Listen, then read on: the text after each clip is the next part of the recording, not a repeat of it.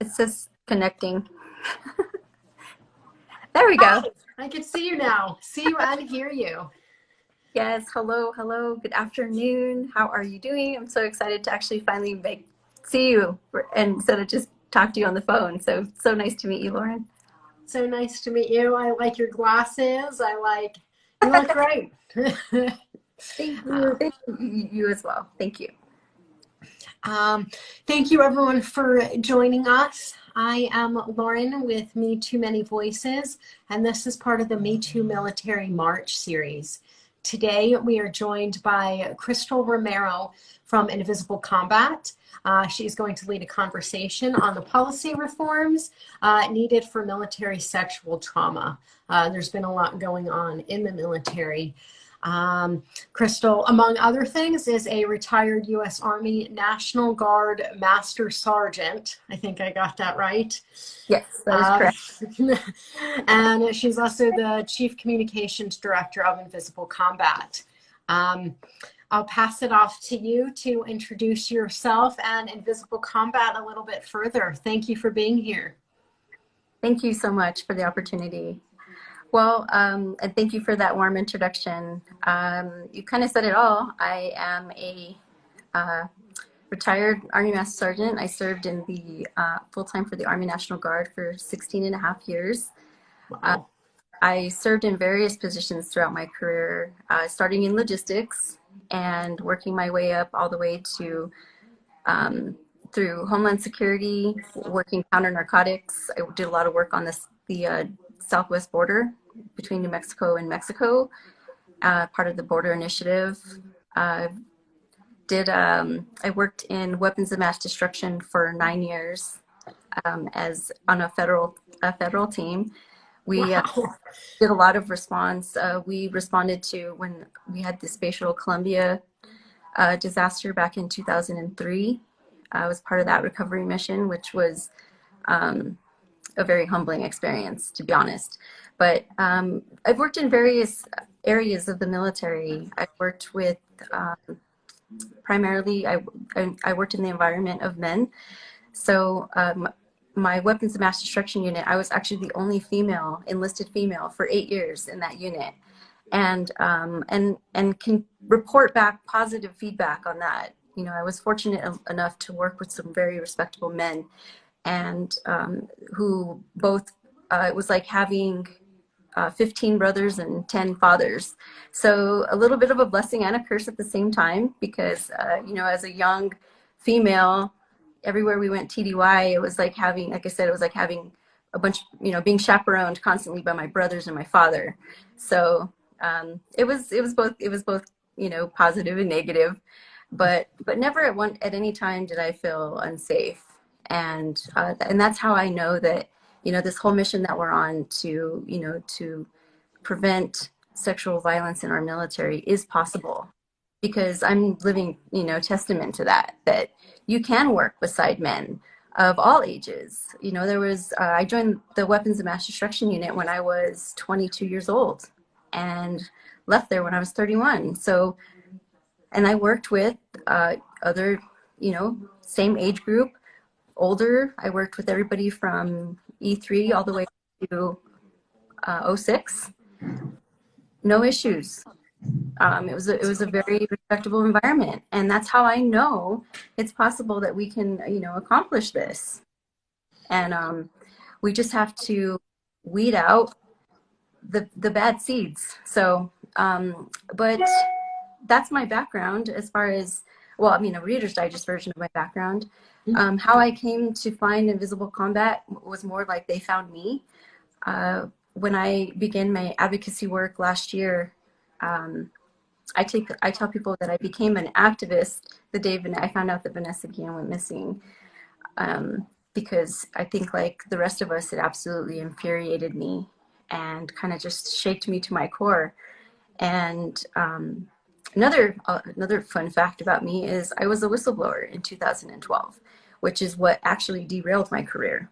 So that's the experience that I bring to the table when it comes to this conversation, is that I experienced the retaliation that Vanessa Guillen and so many others fear.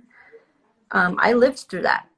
And to the point with that, the retaliation that I experienced um, led me to my suicide attempts.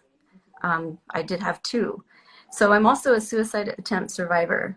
And I say that now with um, a lot of compassion for myself, because surviving my suicide attempt, I carried guilt for a long time. So it's learning to be patient with myself, to love myself again, and to be a little bit more kind when it comes to the fact that, you know, I was going through a very difficult time, and not to beat myself up about it. So, and if you're listening and you at any point experience that, that message goes to you too. Um, but sorry, back to the point. Um, I was the victim advocate for my state. I served as a victim advocate from 2010 to 2014. In 2012 is when I had a young female. I had a case where she didn't want to file a report. She didn't want anybody to know. She was terrified because of who had attacked her. It was her first sergeant, and it was a very gruesome attack. And I was, but I also, you know, had been in the service for a very long time and knew that if I tried to, um, you know, push it further, that it wasn't going to work, because I had seen it for so many years. So I was able to use my position as the substance abuse coordinator for the state to get these service members into treatment with civilian facilities. And that way there was no connection to the military, and they were able to get the support that they needed, because oftentimes, as you know, service members and or victims or survivors of sexual assault often turn to drugs and alcohol as a coping mechanism.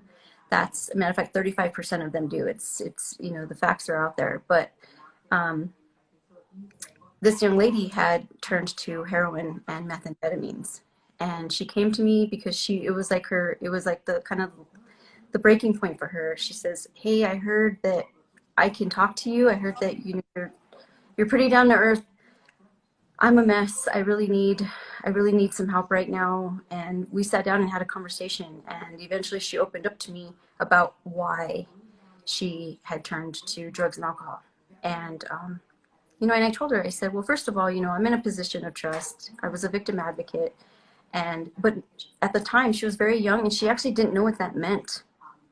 So she knew that there was like a sexual, you know, sexual violence prevention program within the military, but you know, she was very young. She was 19. She didn't really have the ins and outs of like well, what does it mean? Like, what do you mean I can go talk to somebody about it? And that's a huge problem, and it's still a huge problem today. But I was able to talk with her and figure out what led to her developing this addiction as well. And it was a result of her assault. And um, when I addressed the concerns to my command, I did it in a way where I was able to talk about it kind of anonymously for her. And I just saw the response that they had, and the response was, um, "You're talking too much. You need to shut up. Like, we, you know, we're not going to bite the hand that feeds us" type of mentality. And so I said, "All right, well, if you're not going to do it, I guess I am." And I took it all the way up to the Department of Defense. And unfortunately for me, because of the way the military handles investigations, the Department of Defense notified my state IG and said, this is the Department of Defense Inspector General. They notified my state IG Inspector General and said, "We received a complaint from this E7 female in your state who's saying X, Y, and Z. I had 4 protected communications, and we need you to conduct an investigation and get back to us." And that's exactly what they did. They conducted an investigation and investigated themselves, and they determined that they had done nothing wrong. Of course, right? So, so that was the end of my career. I was discharged in 2014 for PTSD due to hostile work environment. So, um, I survived it for a reason. And back to how Invisible Combat found me. Last year, I was doing this work on my own. I had kind of just uh, picked up whatever knowledge and whatever military background I had to use as leverage to start this journey of advocating for service members once again. And they saw that I was, like kind of out here all on my own. And they said, "Hey, do you want to join us?" Which was by far the most awesome thing, because they kind of took me under their wing, and they said, "Hey, we see that you're asking questions, you're involved in conversations, I joined LULAC, which is the League of United Latin American Citizens. I joined them. They've been a tremendous support and a huge. They've given me such a huge audience, and they've really helped me also. So the community is what has made this work, right? It's been about community. It's been about the people. Women veterans like Kimberly and Denitza with Invisible Combat. They said, "Hey, join us," and I was more than honored. And it's been a very educational process, because they have clinical backgrounds. I'm sorry, correction, not clinical, social work, and I don't. So with the combination of all of our skill sets, we've been able to just do some incredible things. We've done some collaborations with local organizers that have brought communities together to honor Vanessa's life and to honor the message. And the message is that we're not doing this shit anymore. And I apologize for my language, but we're not doing this anymore. We're not doing it. And we, the strength has definitely been in numbers, and working with Invisible Combat, joining the team, working with other veterans, other veteran organizations, folks like you, Lauren. We've been able to really take this head on with full confidence. And I'll also bring it back around to my role with Invisible Combat is the communications piece of it. And right now what I'm doing is just building partnerships and building a network and trying to grow our network, because eventually what we'd like to do, and I'm sure Kim talked to you about this, was just educate the communities, educate even universities. USC has an amazing military, they have an amazing military caucus that they have, and I know the University of Alabama does as well. And they're interested in learning about what makes the military, what makes us work, right? What makes us tick? What they don't, because civilians don't understand our language. It's true. We don't. And I'm grateful for all you wonderful ladies at Invisible Combat for always educating me so patiently. And not just me, but so many others. You are an incredible, incredible support to your community, the global community. You all, I feel like my life is better for knowing Invisible Combat and for the three of you. Thank you for sharing everything you have. I can see in the comments you're getting a lot of hearts and a lot of people resonating with you as well. So thank you for that. I know you all wear many hats and that you are all doing a lot. I know part of that is working on legislation efforts.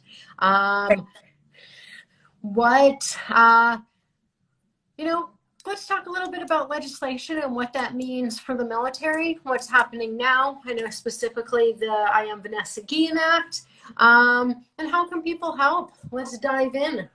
All right, I'm going to pull up my notes so that I can speak intelligently and not based off my memory, because we all know that that's not going to work for me today.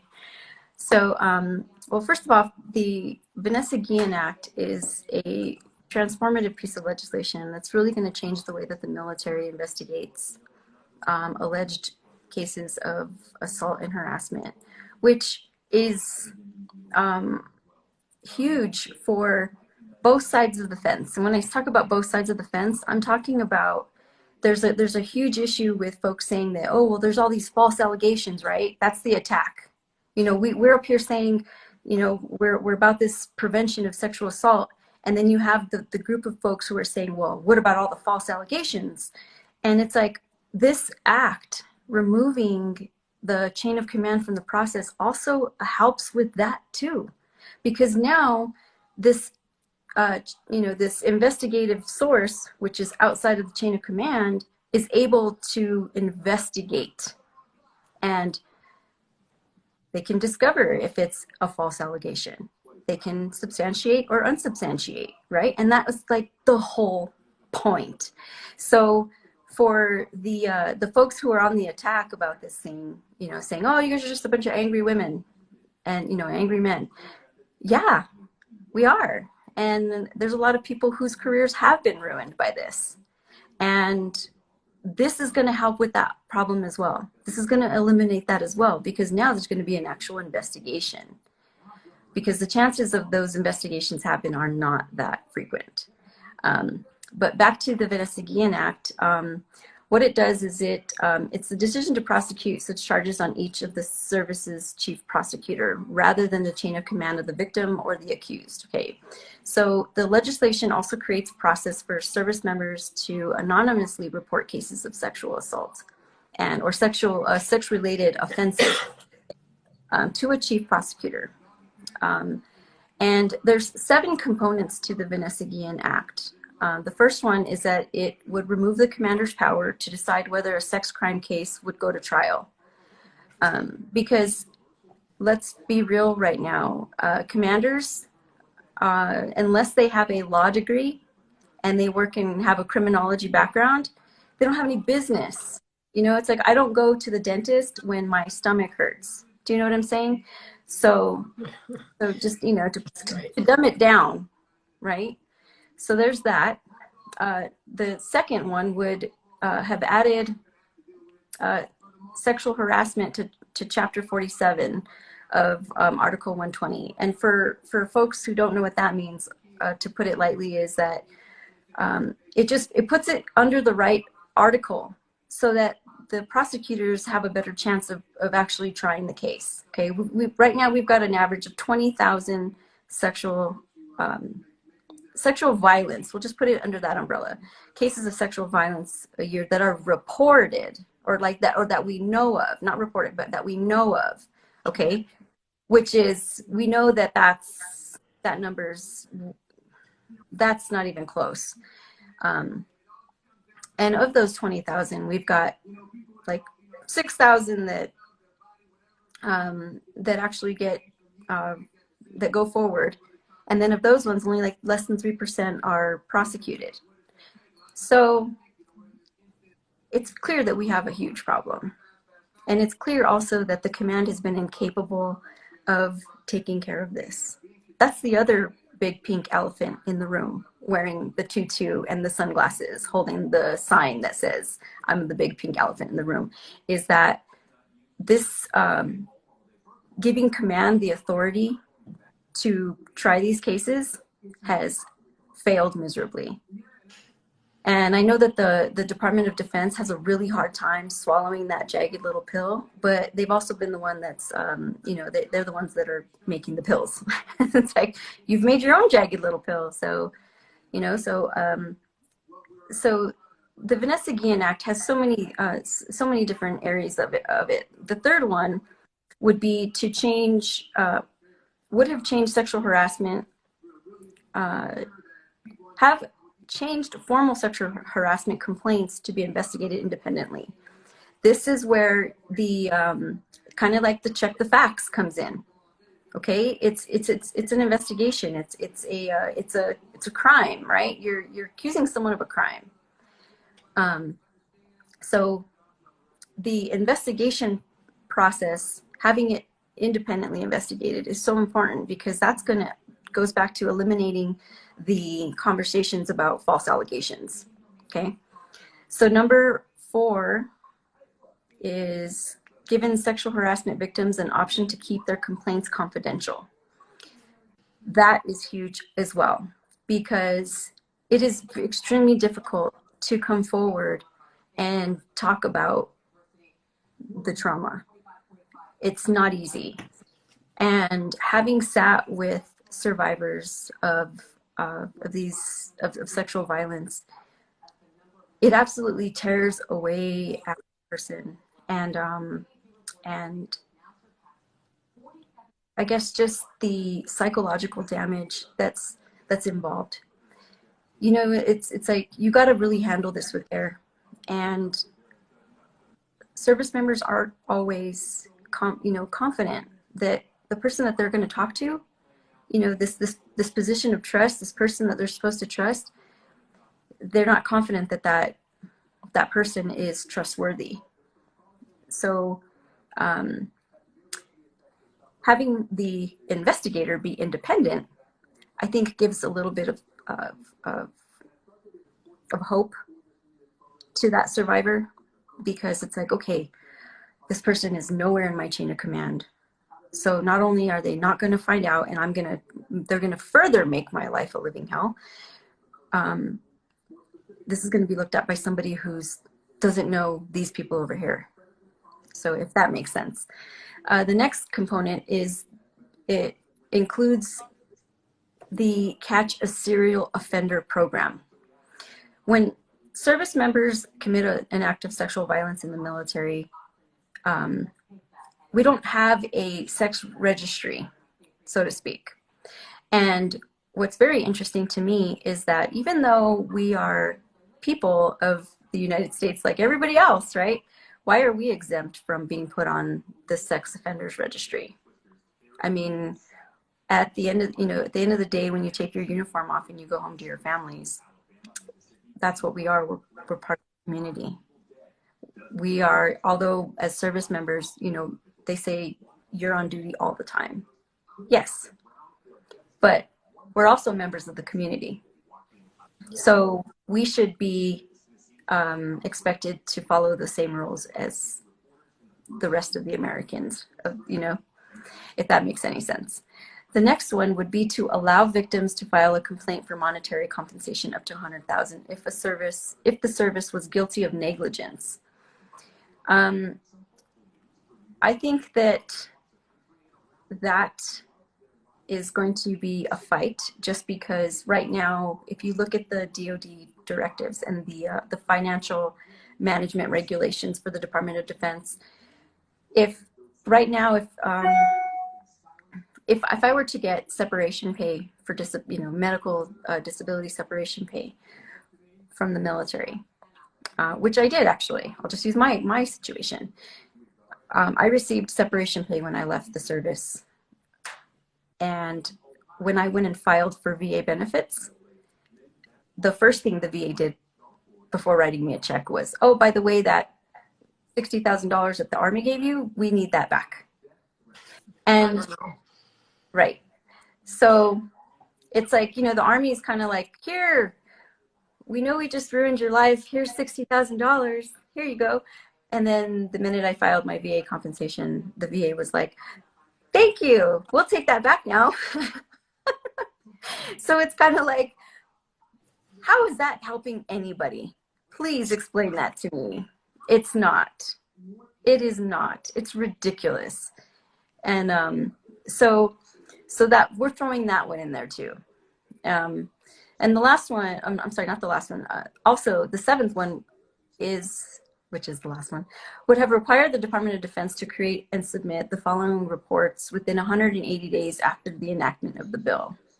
And I won't really go into the weeds about that one, but I will also say that this will also hold the GAO, which is the Government Accounting Office, accountable for the military tracking unauthorized absences and AWOLs, which is the absent without leave.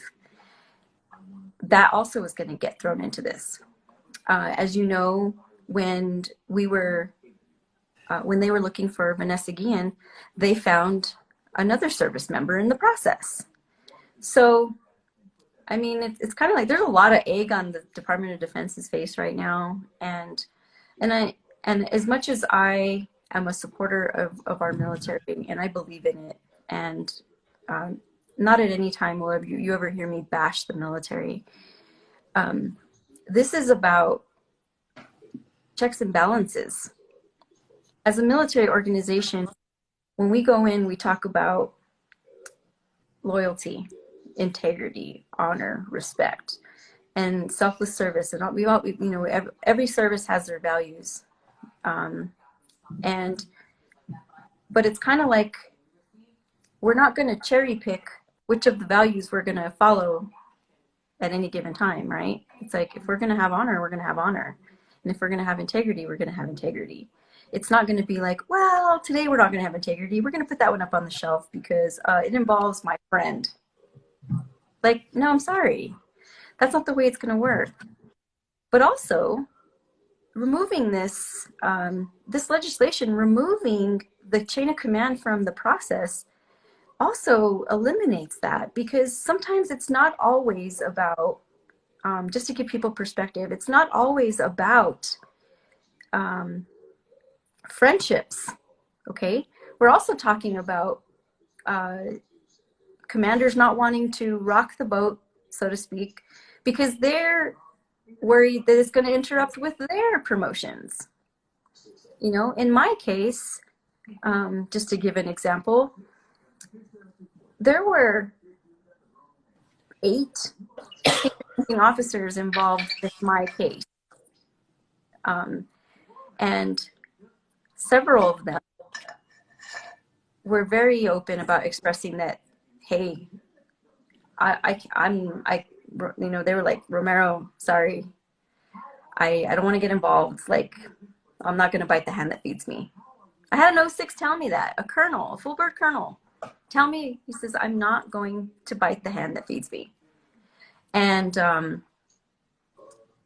so that's also the fear, right? It's not always that obviously that does say a lot about who they are as a person, because I was willing to roll the dice and be a volunteer to lose my career because I wasn't going to just shut up about it.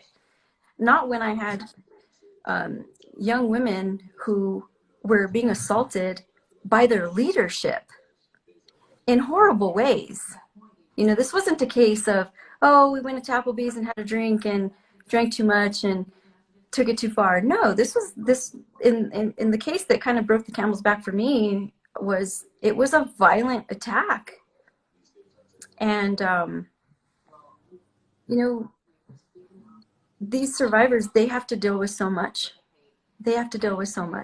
And if I can be that strong person to stand in front of them, to take some of these punches right now, I'm absolutely here for it, because somebody has to do it, right? And if not me, who?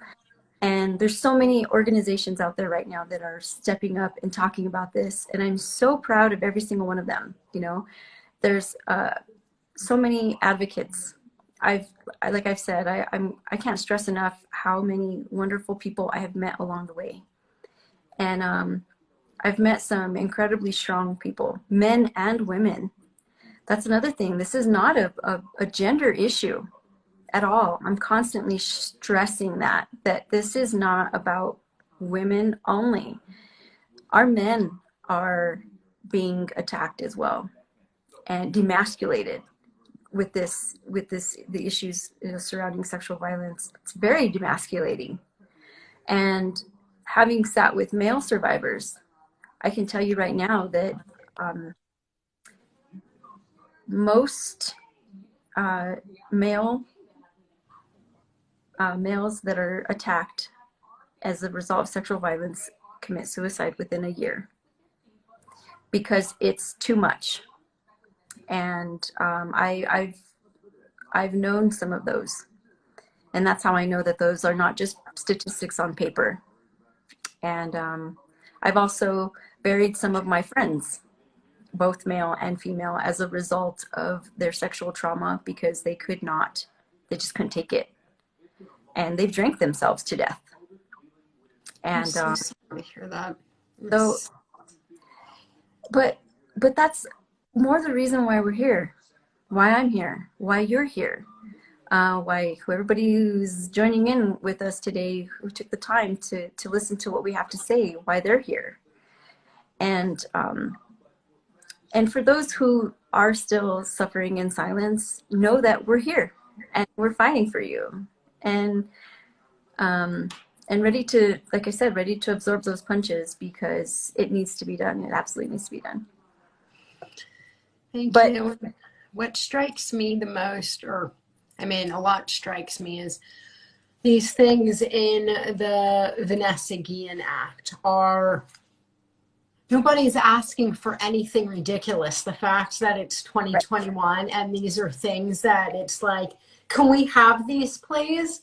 It just, you know, even more illustrates the problem and the culture of the problem and how ingrained it is. And that, unfortunately, how many people have already been harmed or lost their lives, because a bill like this hasn't existed. Um, right. it just, you know, the confidential, the anonymous reporting, it's like, that's a no-brainer. Like, all these are Yeah. no-brainers. It, Someone it's just chimed in, absolutely, no one is asking for the impossible. No, that's absolutely not. right. We're not. And you know that here's just some facts is that this year is 30 marks 30 years since Tailhook. So for anybody, who doesn't know what Tailhook is, let's let's do our favorite thing. Google it. Tailhook scandal. That's all you got to do. And educate yourselves on that 30 years ago we there was a giant uproar about this. Okay, it's been 15 years since Lavina Johnson. Google her. Look up Kamisha Block. I mean, and the list goes on and on. We on the Facebook page that I moderate, for Invisible Combat, I'm on there pretty much every day sharing knowledge. It's education. It's to educate the public on the issues, sharing cases. I just recently shared a case about the National Guard, which, by the way, is another conversation that I'm constantly having. Is that the Vanessa Guillen Act it covers active duty. Okay, and for those, here's some more just data to scramble your brains. The Army is the largest military organization, about 500,000 on it. Okay, we'll just round up, about 500,000 service members. Okay, the Army National Guard is the second largest, with coming in at about 380,000 service members. Okay, and then we've got the Marines and the Air Force and the Air National Guard and all the other services. Okay, but just to use those top two. So you're telling me that like 480,000 service members are going to be covered by this bill, but then you've got coming in next the Army National Guard, those 380,000 service members, not so much. So this bill, I'm sorry, this act, because it's an act, the Vanessa Guillen Act will create a way for us to start holding the states accountable for their National Guard service members and their reservists. Same thing with the Coast Guard. We're not going to forget them. But when we get this bill, this act passed, then it's going to be, all right, now we can start going after the states and just start hitting them one by one and saying, what are you doing for your National Guard? Does your state have a statute in your state that covers National Guard members and reservists in the event that they are sexually assaulted and sexually harassed? And so this act is really a stepping stone. It's huge for us. It's huge for all services, because it's going to further open the door, or I should say kick down the door, so that we can start making some real change. Now, we're talking about change on paper. you did a live with the CEO and both the CEO and COO for Invisible Combat, and I know you guys covered the more mental health aspect of this. And Denitza said it very well. She says we're talking about behavior, the culture, and one of the things that I think that the military needs to do is stop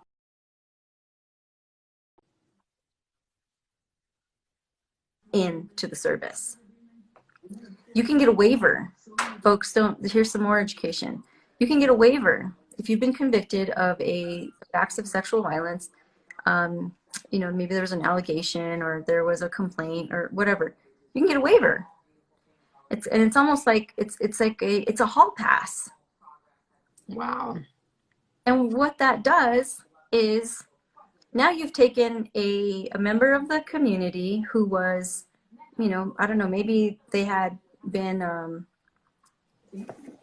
maybe they had been arrested for a sex crime, and then maybe they pled down, right? Because that's the way our judicial system works. You can plead out of it. Well, then when this person goes and applies to join the Marine Corps, the Marine Corps is like, oh man, you've got this on your background. But then they're like, oh, there's a waiver for that. And then they let them in. And now you're going to send them to, you know, to boot camp and put them in the barracks, and it's like a buffet. And I know that that sounds harsh and horrible, but I mean, I'm really here to make people feel uncomfortable because it's the reality. And we need to be eyes wide open to this. Like, we need to know that we're allowing the problem to come in. And then we're also allowing it to stick around.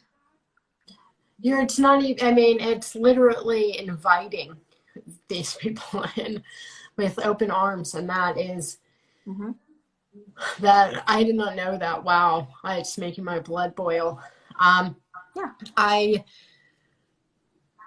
have so many more questions. Maybe we'll have to do a follow-up, but in interest in time, I am wondering, you know, for people who do want to get involved, who hear this and feel that outrage, recognize that this is not okay. You know, we want to help make change. We want to help with these legislative efforts and beyond. What would you suggest? Well, step one, get involved. That's how you start. You can start by volunteering and joining any one of these organizations. There's so many out there. There's, you know, it's like you don't have to join Invisible Combat if you don't want to. You don't have, you know, if there's a local chapter in your area, you know, talk to your local rape crisis. Get them involved. They, you know, like you said, especially when it comes to National Guard, we're talking about members of our community. As far as the Vanessa Guillen legislation is involved, getting involved specifically to that is in May, it's going to be reintroduced, May 25th. And at that time, we'll have it'll be assigned a number, and we will need the American people to call, email, write their members of Congress and say, we need you to support this act. And you can join me with LULAC. I'm starting to help to build veteran committees. You know, if your state does not have a council, start one. You know, it's like there's no, and you'll have the support from the largest Latino civil rights organization in the United States.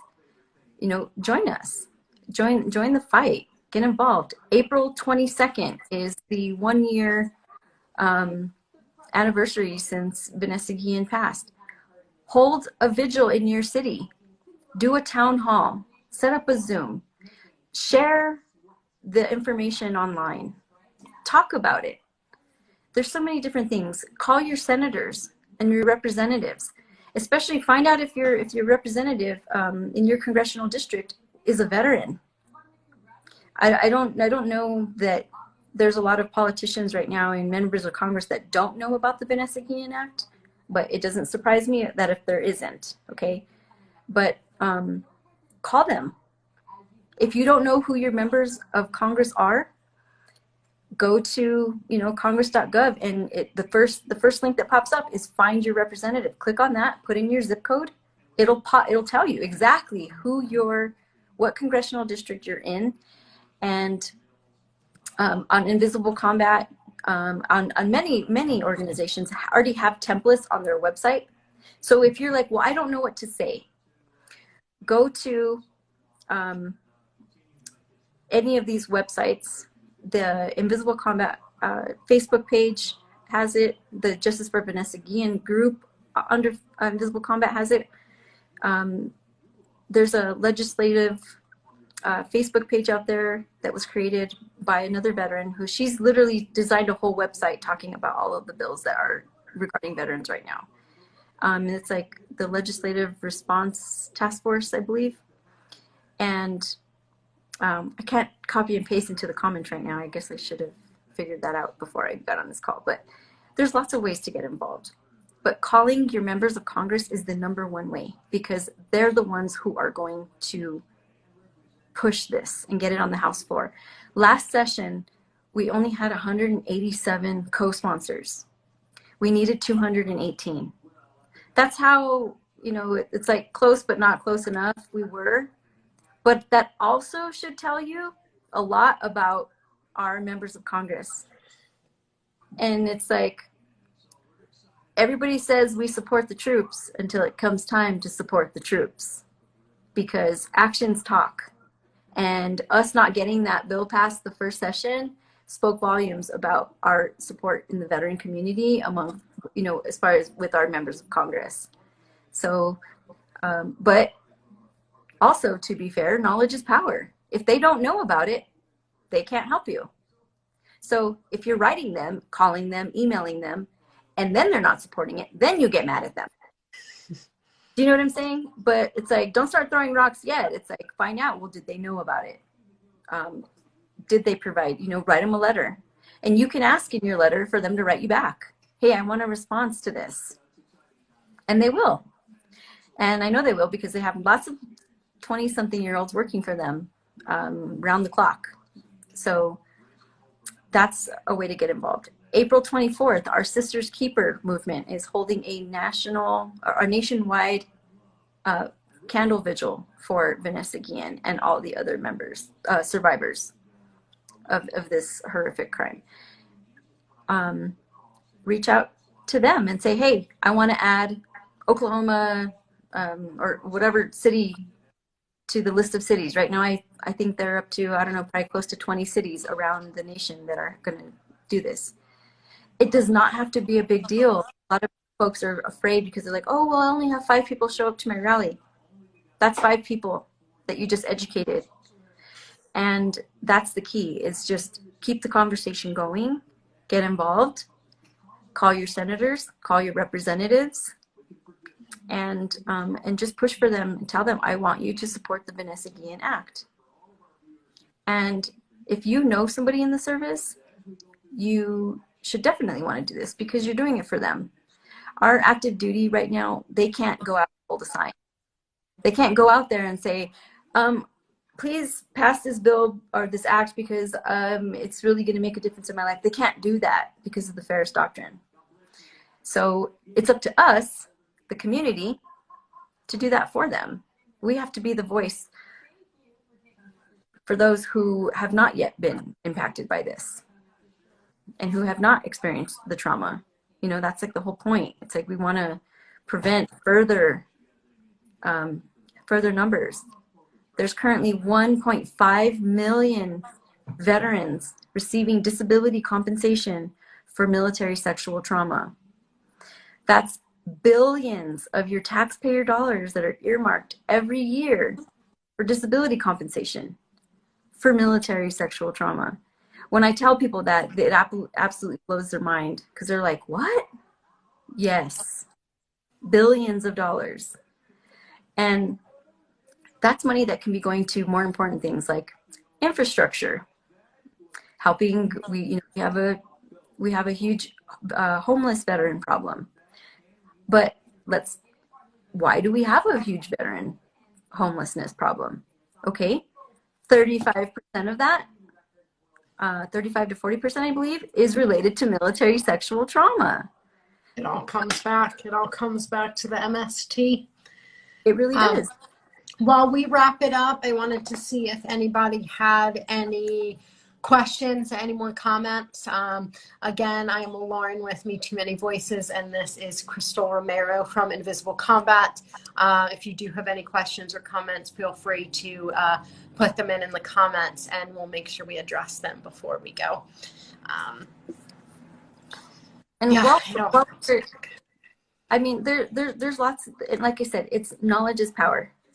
Knowledge is power. The more you know, the better off you are, because I recently put out some information, and I was explaining to the American folks that about $3.5 million is spent every year by the Department of Defense to compile a report, okay, to gather all the information from all the services and report about the issues, give the data surrounding sexual violence in the military.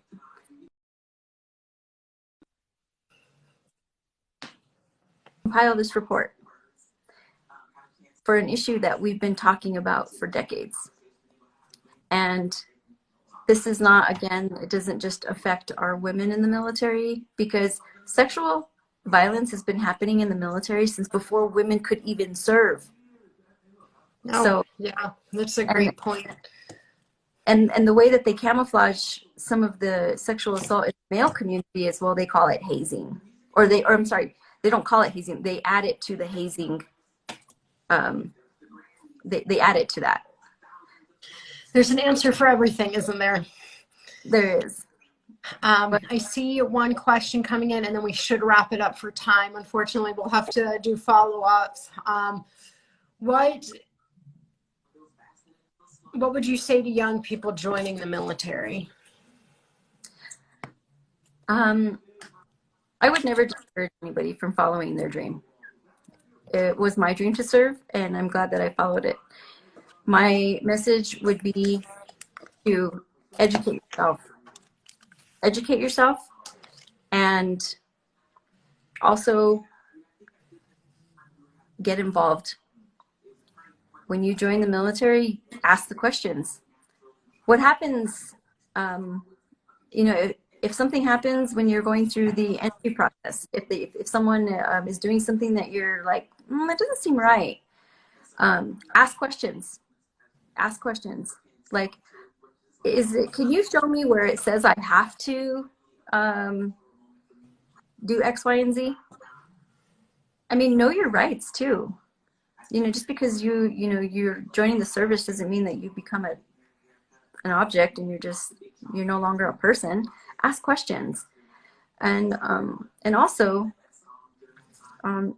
educate yourself, and also don't be naive to the fact that this, well, it won't happen to me. It can happen to anybody. This does not discriminate at all. It affects men, women, our LGBTQ community. It's an everybody problem. It's a human problem. It is. It is. It absolutely is. And